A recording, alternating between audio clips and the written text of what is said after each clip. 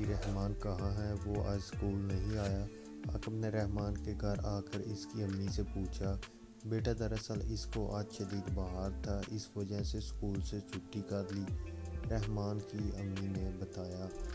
رحمان اور عاقب دونوں بہترین دوست تھے، ان کی دوستی مثالی تھی اور مجھے اس نے بتایا بھی نہیں کہاں ہے وہ، مجھے اس سے ملنا ہے۔ عاقب نے رحمان کی طبیعت خرابی کا سنا تو بہت پریشان ہو گیا اور اندر کمرے میں جا کر اس سے مل لو، رحمان کی امی بتا کر چلی گئی اور عاقب رحمان کے کمرے کی طرف بڑھ گیا۔ اندر جا کر دیکھا تو وہ بے خبر سو رہا تھا۔ عاقب نے اس خیال سے کہ اس کی نیند خراب نہ ہو رحمان کو جگایا مناسب نہ سمجھا اور کمرے سے باہر نکل گئے۔ رحمان کی امی کو بتا کر عاقب اپنے گھر چلا گیا۔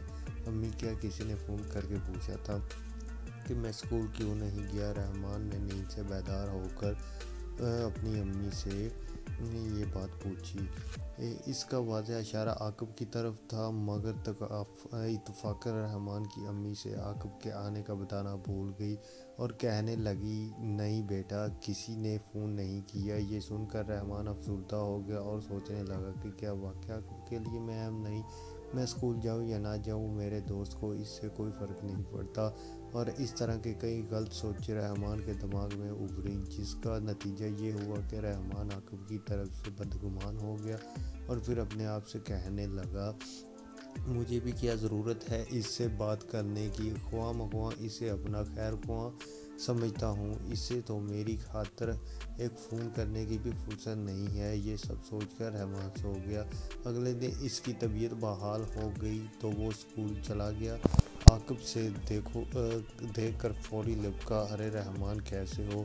تم تو رہنے دو عاقب، میں جیسا بھی ہوں، تمہیں کیا فرق پڑتا ہے؟ رحمان نے بے رخی سے جواب دیا اور جماعت میں چلا گیا۔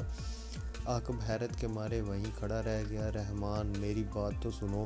چھٹی کے وقت رحمان پہلی بار عاقب کے بغیر اپنے گھر جا رہا تھا تو پیچھے سے عاقب کی آواز آئی، تم جیسے دوست کی مجھے کوئی ضرورت نہیں، جاؤ یہاں سے، رحمان نے چلا کر کہا۔ عاقب کی آنکھوں سے آنسو ٹپک پڑے۔ بیٹا تمہاری بات ہوئی عاقب سے؟ وہ میں تمہیں بتانا بھول گئی تھی کہ کل وہ تمہارے بارے میں پوچھنے آیا تھا اور تمہیں سوتے دیکھ کر واپس چلا گیا۔ کیا واقعہ؟ رحمان کا مارے شرمندگی سے منہ کھلا کا کھلا رہ گیا، اس نے غلط فہمی کی وجہ سے کتنا بڑا نقصان کر ڈالا تھا۔